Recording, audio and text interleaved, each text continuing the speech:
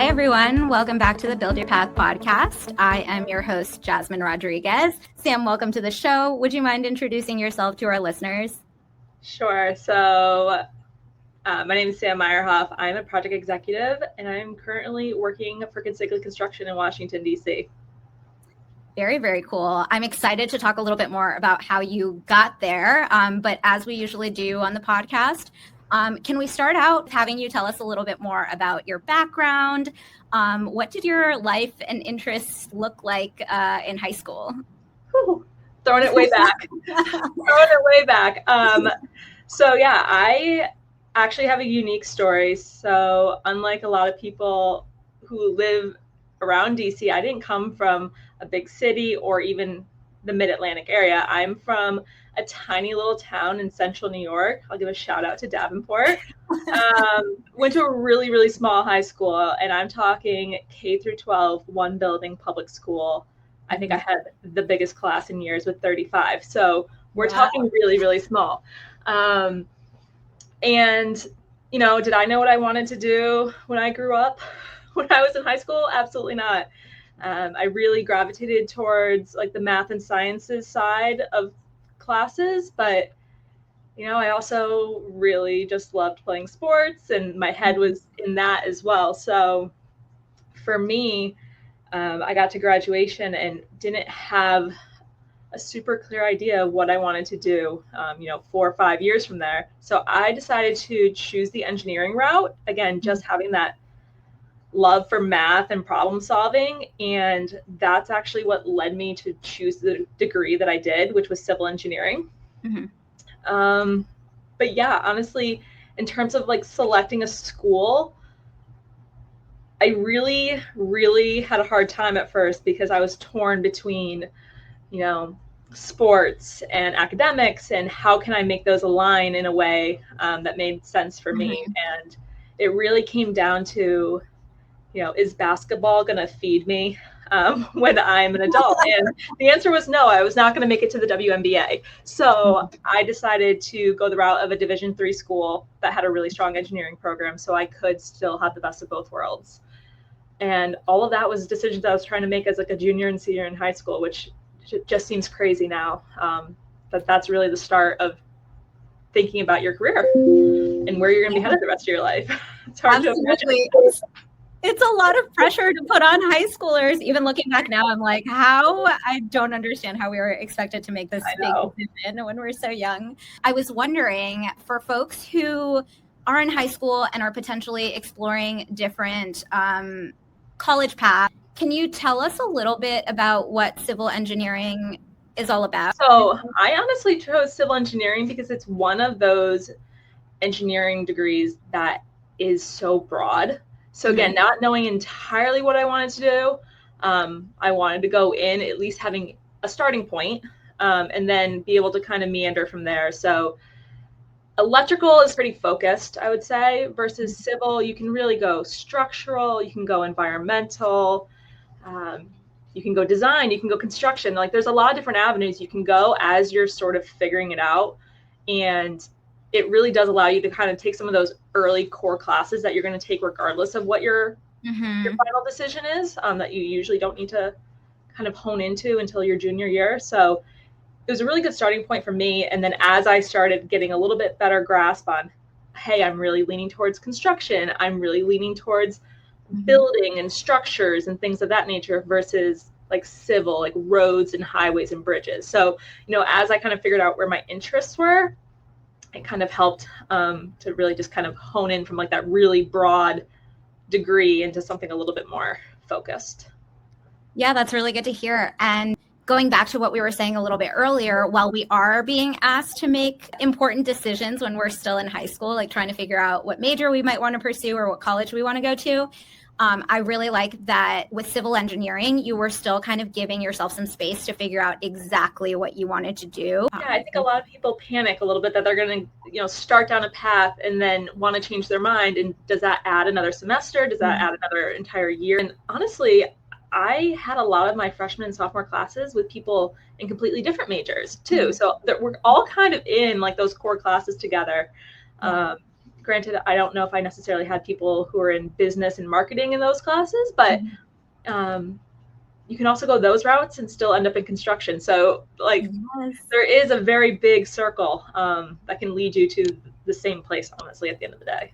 Yeah, amazing. And we can touch on that a little bit later. I definitely want to hear a little bit more about your colleagues and things like that. I would love to hear a little bit more about your college experience. I don't know if there are any classes you took or extracurriculars that you pursued that you really enjoyed or thought kind of shaped your college experience and maybe started getting you towards the route that you're in today. Yeah, so in college, I mentioned it at the top, I did choose to play basketball. So I laugh a little bit in the sense that in terms of my degree, is everything or even a majority of what I learned directly applicable to what I do every day? Not really. I do think that there's something to be said about kind of the indirect skills that I learned. So specifically with a difficult degree, you're learning time management, prioritizing like what you're going to be doing every day. And, you know, add basketball or add another sport or a club activity or something else that you're doing. You're trying to juggle all these different things and problem solve and all these things. And those are the skills that I really spent 4 years mastering that have probably had the biggest impact in my professional career. So I love problem solving. That's probably one of the reasons I gravitated towards construction and kind of a hot, fast-paced environment and being able to think on my feet. But it's also the time management skills and being able to juggle all these different things and figure out what's more important without letting anything fall.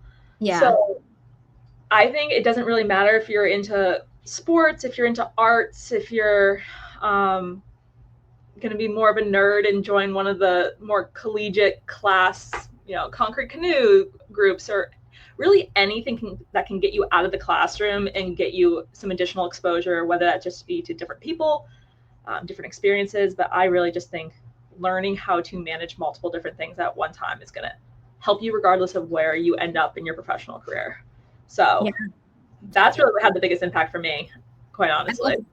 I love that. And I love that you called out these soft skills. It's something that I think we start honing even in high school. You mentioned that you were a huge fan of playing sports and being on a team and having to learn to work on a team successfully, I think is so important.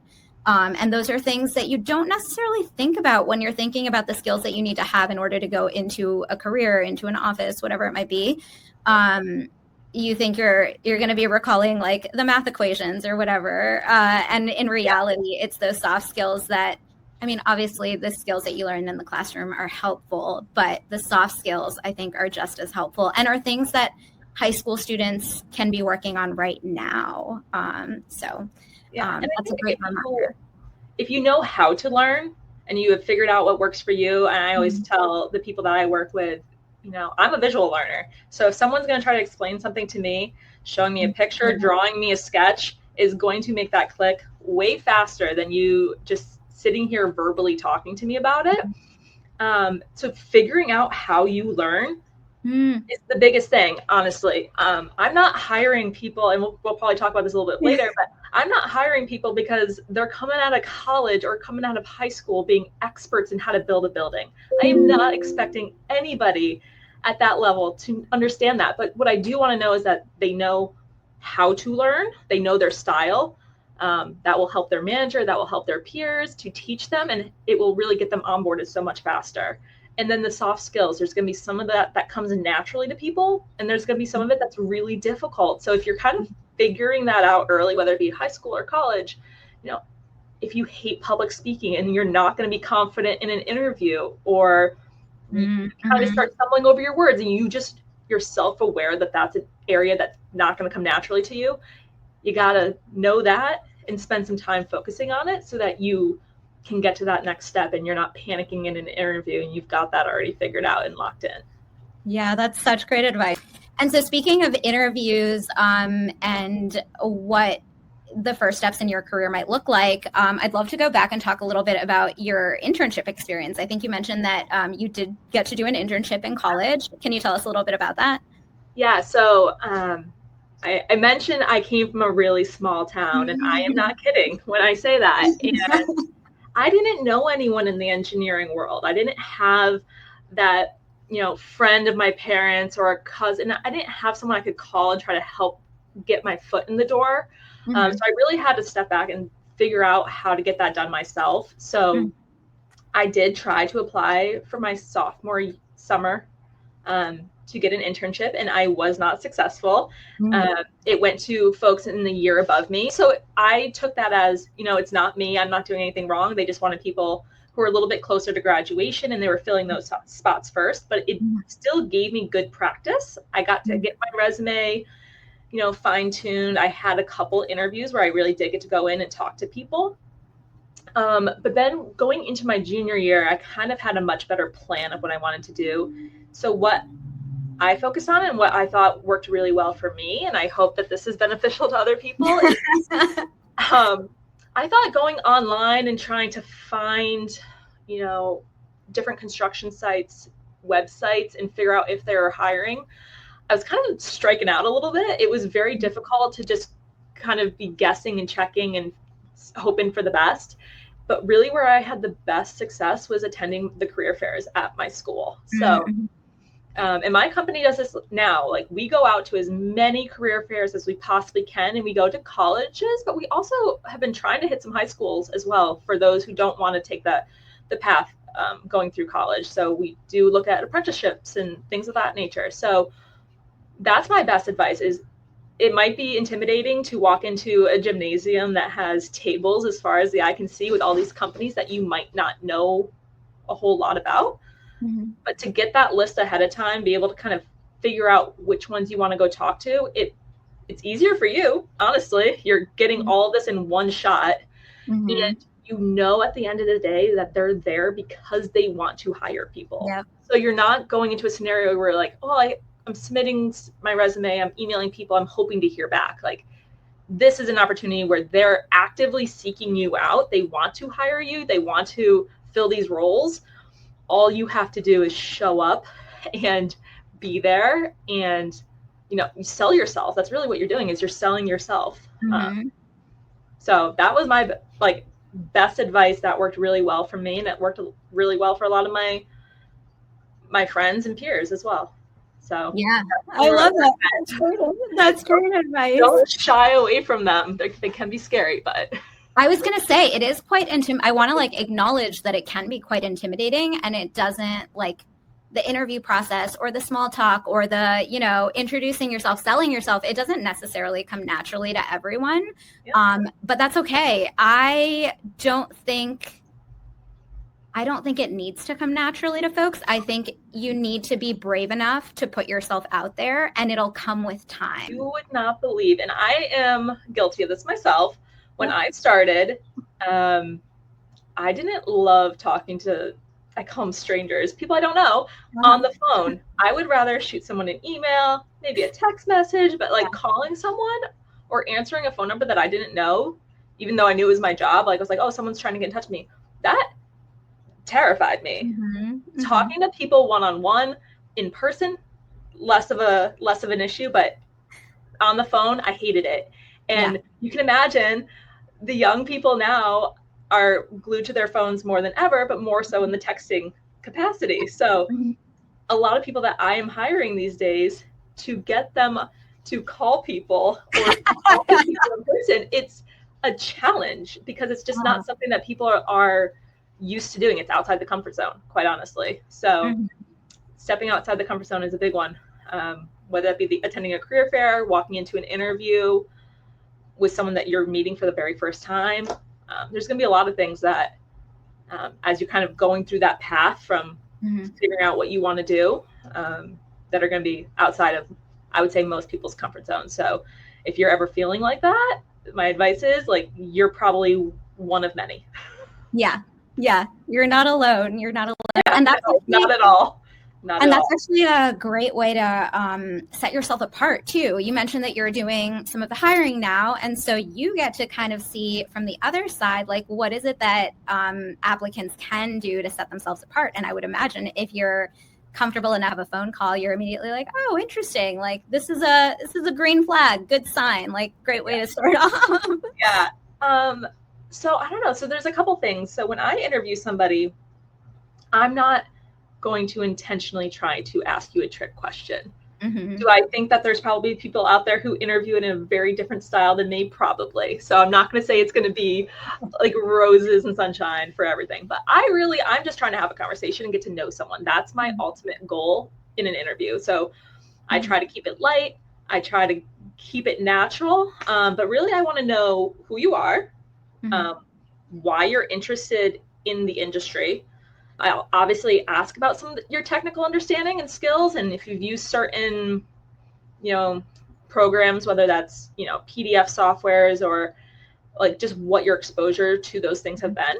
If you say, honestly, I've never even opened those programs before, is that going to be a reason that I'm not hiring someone? No, not even a little bit. I'm just trying to get a little bit more educated on the experience level. But more so than that, I think, and this is like maybe a little bit of a cliche statement, but my interviewees should be asking me questions back because they're interviewing me to see if I'm at a company that they want to be at, right? And I think a lot of people don't come in prepared enough to have that conversation. So I don't think people need to come in with 20 questions for me. I think that would be a little much. But if you had like a top 3 or 4 questions that you are genuinely interested in understanding about a company in order to help you make your decision, you should not be afraid to ask those. So if it's, how big are your project teams, or what's a typical day like? If I were to come into this role, what would a typical day look like for me? Those are really fair questions, and it shows me that you care, that you've done a little bit of research, that you have a vested interest in trying to make an educated decision for yourself. So that's really all you have to do. It's not a huge lift, effort-wise. It's try to be natural, try to be yourself. Don't lie and try to over-impress. I'm telling you right now, I'm not expecting interns or like entry-level people to have a huge technical background in the industry. No one goes to school to learn how to build a building from scratch. No one knows that. No one teaches you that. That's what myself and my peers are here for, is to teach that. So we're just looking for people who are going to be good team members, who are going to get along well with folks. Both, I work with a lot of people. I need people who can kind of step out of their comfort zone, and work with a lot of different type of people. And really that's what I'm looking for. And I would say that at least in the construction industry, I can't speak too far outside of those bounds, but at least I would say that that's probably a pretty typical response for what most people are looking for.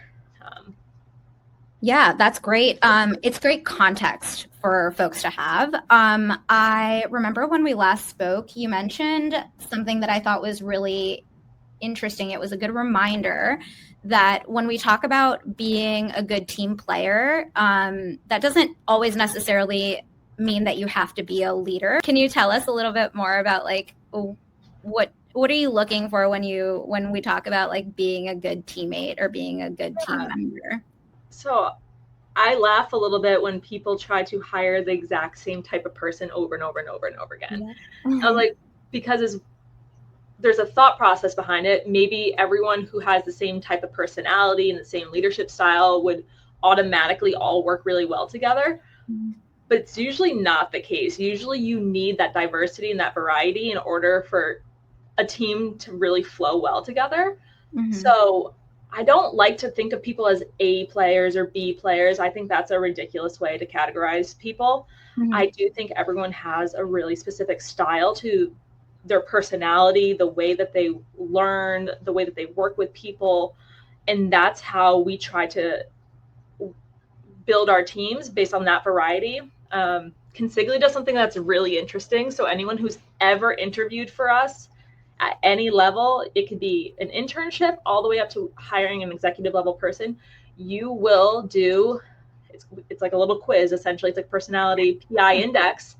Oh, And what that does, it tells us kind of what your personality is like in different leadership situations. Mm-hmm. And from that, we use that all the time. We know what everyone's, PI is, and it helps us to understand, like, why am I struggling getting along with this person? It's like, oh, it's because we are on completely different, ends of this one spectrum, and you can figure out there's a lot of math and science behind it about what actually works well for those two types of people in order to bring them together and have them work well together. So that's a very long, drawn out way to say that I think very highly of the fact that you have to have a lot of variety in a team to make it successful. I think if I had someone else with my same personality in my trailer, I might go crazy. I don't know what I'm saying about myself, but I think if I had someone who was like my twin running around here, it might drive me insane. So, it would be a lot. That's hilarious. A lot.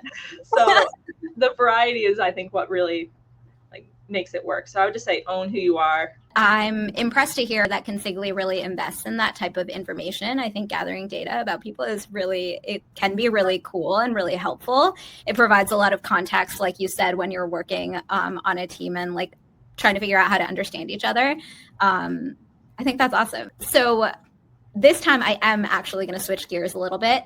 We talked a little bit about your internship experience back in college, but I would love to hear more about your career path sort of as you were graduating, how you found Consigli, how you decided to stay in the construction industry, and I would love to hear about that. Yeah, so my internship really helped me to solidify that as a decision. So I was down to the two options that I thought I had, which was to go design or go construction. And I did my internship in construction, was like, that's it for me. I want to be out in the field, seeing something be built. I do not want to be in a cubicle or in an office all day. That's not me. So that was pretty easy for me.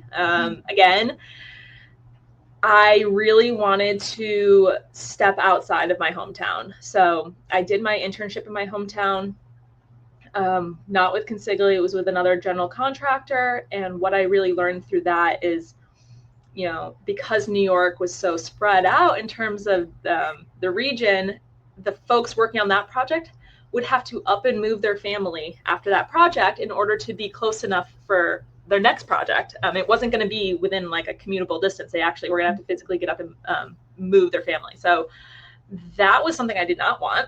I was like, I want to move to a location and kind of set down some roots and be there and be able to work on multiple projects over the course of, years without having to move if I didn't want to. So for me, that meant finding a denser city that had a lot of construction going on.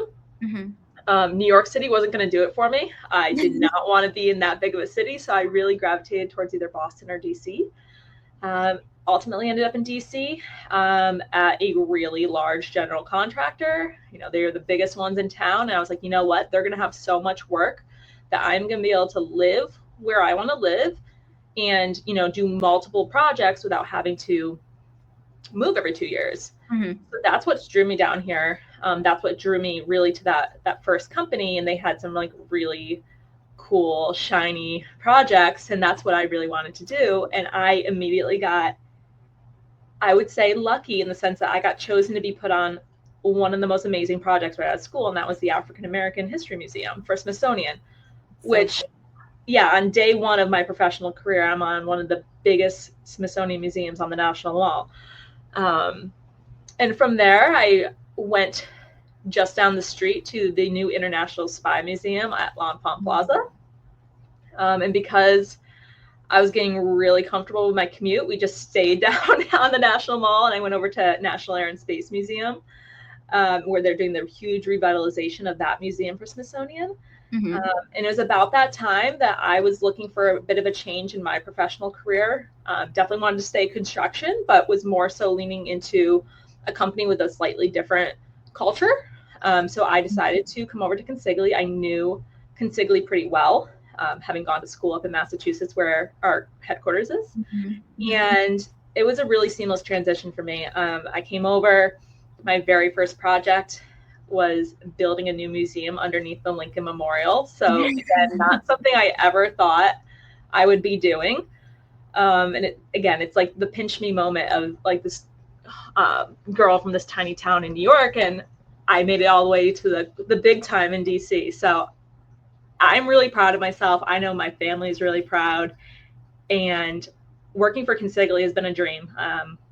They really do treat you like family. I really love all the people that I work with on a daily basis, and I have a really cool job that I get to come to every day and genuinely enjoy it. I literally cannot fathom the things that you've seen. I am just so in awe of the work that you do. You touch so many people's, like, these are massive museums. It's just so impressive. So kudos to you. And every time I go into one of these museums, I'm going to think, oh, Sam was here. I'm truly not trying to give myself the biggest pat on the back, but it's really just to prove a point that you really can come from anywhere and control your own destiny. And I truly preach that, because I think a lot of people can get frustrated and feel like they're stuck based on things that are beyond their control. But at some point, you do have a say in your life and how you get to the next step. And it's not always going to be easy. And I think everyone's going to have a very different path on that part of it. It's definitely going to be easier for others than some, but I do think that you have that choice at the end of the day on what you're going to do and the steps that you're going to take. So that's the only reason I like to share it, because I do think it is hard for people to believe like how far I have come. Yeah. One of the things that I wanted to highlight about your story, and I think we've heard this before on the podcast, where you had some very clear goals, like you wanted to get out of your small town. You determined that you wanted to be in the construction industry. But one of the things that I've also heard is like, it's always good to understand what you don't want as well. And so you talked a little bit about that in your experience with your internship and knowing like, I don't want to have to be moving around constantly. Therefore, I need to focus on some larger cities, some larger companies. Like, I just think it's so cool. And I just wanted to call that out. Even when you're getting feedback about what you don't like, I think that's really important and can be something that you can take away and sort of figure out, help figure out. It helps, especially if you truly don't know what you do want. Exactly. Because it's not always easy to know what you want. I think I explained that a lot, and just the reasons why I started with like a really broad major and things of that nature. Yeah. I definitely knew I didn't want to be an electrical engineer, so that one was out. And I didn't want to be mechanical, so that was out. So like, what did that leave? Yeah. So it helps you for sure if you can narrow down what you want and what you don't want. Exactly. So you talked a little bit about some of the projects that you've worked on, which are quite impressive. So this seems like a very silly question to ask, but I'm going to ask it anyway. Can you tell us a little bit about what you enjoy the most at your job? Can you describe a little bit of your day-to-day as well? Yeah. So honestly, my day-to-day changes every day. So I'll circle back to that one in a second. Okay. It really does. It completely depends. But I love working with different people. So being able to have interactions every single day and not ever be in a situation where I'm just sitting like at home or by myself. Like, I don't work from home. It's very hard to be in construction by working from home, but just being out on a job site and being around people is by far my favorite thing of the day. And that's so non-technical. Like, there's definitely some technical components that I really do enjoy about my day. Like, I love my numbers and I love doing anything and everything to do with math when that does show itself. But I had at Air and Space Museum, every morning I would get to work as early as I could get there and make myself a cup of coffee. And I would start my day by walking the job site and just going to say hi to all the workers that I work with on a pretty regular basis, and just honestly just going and talking to them and making small talk and hanging out for a little while and just having like that 30 to 45 minute slow roll into my day to warm up. Yeah. It was one of my favorite things ever.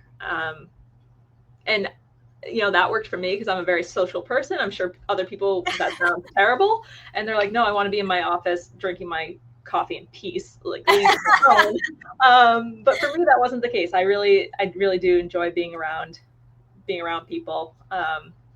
So for me, that was that. My day to day, It's changed a lot over the last year. I would say because I am always at a project site, or at least I try to be as much as I possibly can. I will, at some point in the day, always make time to do a site walk.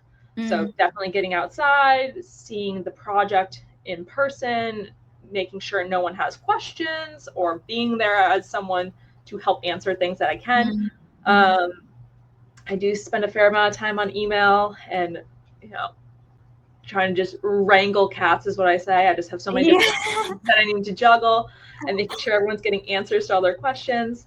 I spend, at this point, a part of my day mentoring and teaching. So I've got people who work for me on my team who eventually need to be able to take over my role. So I need to teach them all the skills that I currently have so that they can step into that role one day. And not need me here. So that's the ultimate goal, is to train my replacement. Those are like I say it as like the 3 easiest things in the world, but they take up my full day usually. And then we try to sprinkle in some fun as much as we can. Yeah, it sounds like you kind of build it in with like your site visits and you're hanging out with your colleagues. And actually that's a good segue to another question I had. You obviously have gotten to meet and work with a lot of different people throughout your career. I'm curious, we talk about this quite a bit on Build Your Path, but I'm curious to hear about the different paths that you've seen from your colleagues. Like you mentioned that not everyone maybe has your background. So what does that look like? Yeah, so I can answer that in 2 ways. So in terms of people who actually, we ended up at the same spot by going very different routes. I have people that I've worked with who didn't have an engineering degree, either, I'm kid you not, like theatrical backgrounds, history backgrounds. We have people in marketing who work at Consigli, business administration, accountants. We have a lot of different people who are part of our company who come from different paths. And, someone who goes to school for marketing, obviously they're in the same situation that I was, where they can go 100 different directions with marketing. And they chose to find the niche that's a construction company and how to market them. And it's funny because they're like, I never thought I was going to go to school for this. And it's like, here you are. Yeah. So, there's that side of things in terms of a lot of different ways to get to the same place. But there's also people that I went to school with as civil engineers who decided to go on the more design side of things and actually get their professional engineering license. So they're the ones that are actually stamping drawings with their names on them, who are actually the ones drawing, who maybe went the route of architecture at some point. I also find a lot of people who, if they get really close to heading into construction, but maybe don't want to go all the way, I see a lot of people kind of veer off and head towards the real estate. So cool. That's an interesting one. I've seen a lot of people kind of go that route, or even like the side of like a developer. So there's a lot of different things. And I think once you kind of have a general knowledge of the industry, it can apply in a lot of different ways. So if you're in year 1 or 2 of your construction career and it's just not you, I wouldn't say just you're stuck there or that you have to stick it out. Like as much as I would love everyone to stay in the construction industry and have us like grow, if you're not loving it and you want to make a change, there's so many different things that you can do with the skill set that you've learned, that you're not starting from like square one again, which I think a lot of people ultimately get a little afraid of, that everything that they've worked so hard for to get to that point is wasted. And that's not true. There's so many different things you can do at that point. And I think I just scratched the surface with just a couple, but yeah. Awesome. Well, I was wondering if we could wrap up with any sort of takeaway or advice for our audience. Any last words? Yeah, I think specifically directed to folks in high school, I do think it's really scary trying to figure out what you're going to do with the rest of your life. But I think we kind of hit a lot of topics today that really show that the decision you make in high school doesn't have to be the one that defines the rest of your life. But on that point, I do think it's important to try to make a plan. And if your plan changes, then so be it. But at least if you have a plan in place on whatever day it is, you have something to strive towards and go towards. So, if you want to go into civil engineering, now you know that, and you can take the necessary steps to get there. And if that changes and all of a sudden you're like, college isn't for me, or I want to go a different route now that I'm in college to do business admin or something, great. It's a different path, but it's still a path. So I would say as long as you kind of define where you're trying to head so that you can take the steps and you're not just stagnant, that's my best advice. And it can change as many times as you want. But start with something. Yeah, I think that's great advice. On that amazing note, Sam, thanks so much for joining us today on the Build Your Path podcast and for sharing your experience and many words of wisdom. And to our listeners, thanks so much for joining us. We'll see you next month. Don't forget to dig in and build your path. And that's all for today's episode. As always, thanks for joining us. If you're interested in learning more about opportunities in the built environment, check out buildyourpath.org, which includes a guidebook all about careers in construction. And find our podcast at the Build Your Path channel on YouTube or wherever you like to listen.